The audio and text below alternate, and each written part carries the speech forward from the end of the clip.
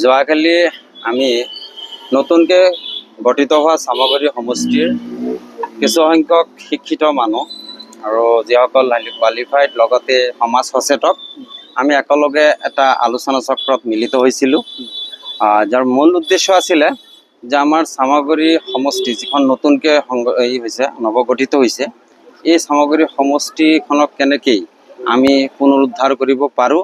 অৰ্থাৎ আমি কংগ্ৰেছী মানুহে আছিলোঁ চবেই, যাতে কংগ্ৰেছ শক্তিশালী হয় আৰু আগন্তুক দিনত যাতে শক্তিশালী ৰূপত আমি এই নতুন চামগুৰি সমষ্টিৰ ফালৰ পৰা যাতে এগৰাকী ভাল প্ৰতিভাসম্পন্ন জনা শুনা এগৰাকী আমাৰ ৰিপ্ৰেজেণ্টেটিভ মানে প্ৰতিনিধি নিৰ্বাচন কৰিব পাৰোঁ, তাৰে এটা কথা আলোচনা কৰিবৰ কাৰণে আমি একগোট হৈছিলোঁ। আৰু তাত আমাৰ মাজত যথেষ্ট মানুহ আহিছিলে, ছ'চিয়েল ৱৰ্কাৰ আহিছিলে, শিক্ষিত যুৱক যুৱতী, লগতে আমাৰ ছ'চিয়েলিষ্ট, ডক্টৰ বা প্ৰফেচাৰ, এনেকৈ এডভোকেট চবেই আহিছিলে। আৰু চবেই এটা কথাই কৈছিলে যে আমাৰ এজন যোগ্য প্ৰাৰ্থী লাগে।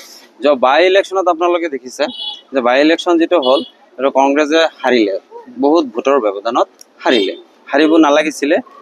আমাৰ কি হ'ল যে আমি যিজন কেণ্ডিডেট পালোঁ কংগ্ৰেছৰ ফালৰ পৰা, তেওঁক মানে পৰিয়ালকেন্দ্ৰিক হিচাপে বা কাৰোবাৰ পিতৃৰ মানে এটা পৰিচয় দি পেলাই তেওঁক প্ৰক্ষেপ কৰিলে। আৰু প্ৰক্ষেপ কৰাৰ পূৰ্বে কিন্তু আমাৰ শিক্ষিত সমাজখনক অৱজ্ঞা কৰিলে। তেওঁলোকে এই শিক্ষিত সমাজখনৰ লগত যে এটা আলোচনা কৰি পেলাই সেইজন কেণ্ডিডেট আমাৰ মাজত দিব লাগিছিল, এইটো ভাবিবলৈ তেওঁলোকৰ সময় নাই।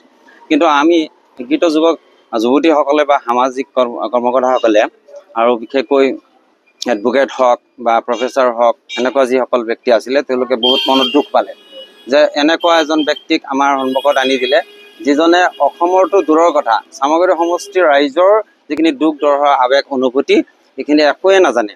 আৰু আনকি আমি যিখিনি জানো যে তেওঁ আমাৰ কাৰণে প্ৰতিনিধি যে হ'ব, আমাৰ সমস্যাবিলাক যে তেওঁ দাঙি ধৰিব, এইখিনি ক্ষমতা তেওঁৰ নাই।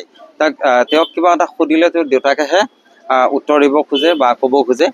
গতিকে আমি বিচাৰোঁ আমাৰ এই নতুনকৈ চামগুৰি যিটো সংগঠিত হ'ল, সৃষ্টি হ'ল, এই নৱগঠিত চামগুৰি সমষ্টিৰ ফালৰ পৰা এগৰাকী শক্তিশালী যুৱ নেতা যাতে আমি নিৰ্বাচন কৰিব পাৰোঁ আগন্তুক দিনত, তাৰ কাৰণে আমি একগোট হৈছিলোঁ। ইয়াত আমি যিখিনি আলোচনা কৰিছোঁ, আমি বিশেষকৈ আলোচনা কৰিছোঁ যে আমাৰ স্থানীয় বহুত মানে হাইলি কোৱালিফাইড ভাল জনা শুনা ব্যক্তি আছে, ৰাজনৈতিকভাৱেও অভিজ্ঞ আৰু ৰাজনৈতিক যি প্ৰেক্ষাপট অসমৰ বৰ্তমান পৰিস্থিতি এই সম্পৰ্কে যথেষ্ট জ্ঞান আছে, যিখিনি আমাৰ এই সমস্যাখিনি পবিত্ৰ সদনত গৈ তেওঁলোকে কি কৰিব পাৰিব, ৰিপ্ৰেজেণ্টেশ্যন ভালকৈ প্ৰেজেণ্টেশ্যন কৰিব পাৰিব, তেনেকুৱা এগৰাকী ব্যক্তি লাগে।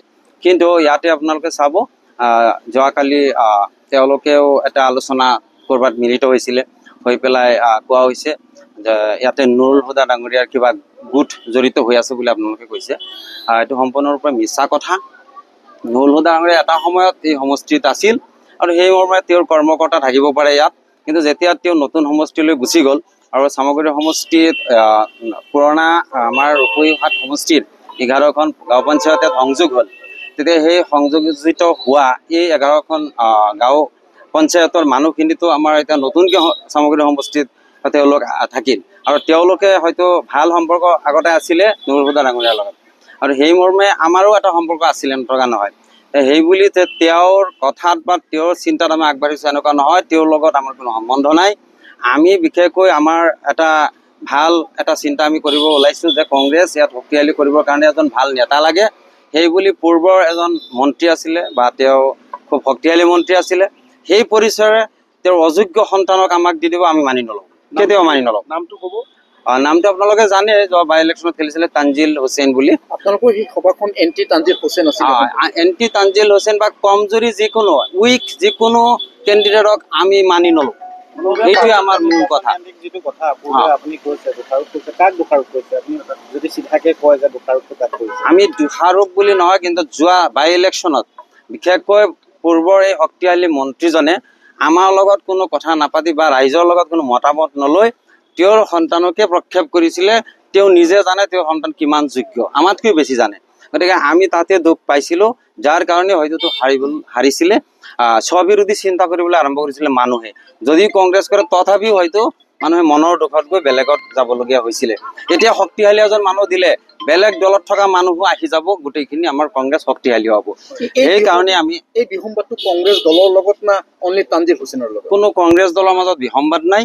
এজন যোগ্য কেণ্ডিডেট লাগে, সেইজন কেণ্ডিডেট যিজন কেণ্ডিডেট বাই ইলেকশ্যনত হাৰিছে সেইজন কেণ্ডিডেট আকৌ আহিলে আমি তেওঁক মানি নলওঁ। কথা এইটোৱেই, আমাৰ কাৰোবাৰ লগত হিংসা নাই, কাৰোবাৰ লগত ব্যক্তিগত কোনো আক্ৰোশ নাই। তানজিল হুছেইন যদি মোৰ লগত চলাচল কৰে মই ভাল ব্যৱহাৰ কৰিম, কিন্তু প্ৰতিনিধি হ'লে মই আপত্তি কৰিম, মই তেওঁক মানি নলওঁ। সমৰ্থন আছে নে নাই? কি কৈছে? আপোনালোকে যি প্ৰক্ৰিয়া আপোনালোকে কালি আৰু যেনেধৰণৰ সভা অনুষ্ঠিত কৰিছে, এই সভাত আপোনালোকৰ কংগ্ৰেছৰ ফালৰ পৰা সমৰ্থন আছে নে নাই? কংগ্ৰেছৰ ফালৰ পৰা মানে আমি কোনো কংগ্ৰেছী তেনেকুৱা অৰ্গেনাইজেশ্যনে এইটো কালি অনুষ্ঠিত কৰা নাই। আমি কংগ্ৰেছ ভাল পোৱা কিছুসংখ্যক শিক্ষিত যুৱক যুৱতী, আমি ভাল এগৰাকী প্ৰতিভাসম্পন্ন যোগ্য এজন প্ৰতিনিধি লাগে, তাৰ কাৰণে একগোট হৈছোঁ। ইয়াত কোনো কংগ্ৰেছৰ সংগঠনে আমাক কোৱা নাই বা কংগ্ৰেছৰ সংগঠন জড়িত নহয়। প্ৰাৰ্থী বাছনি কৰিছিল নেকি?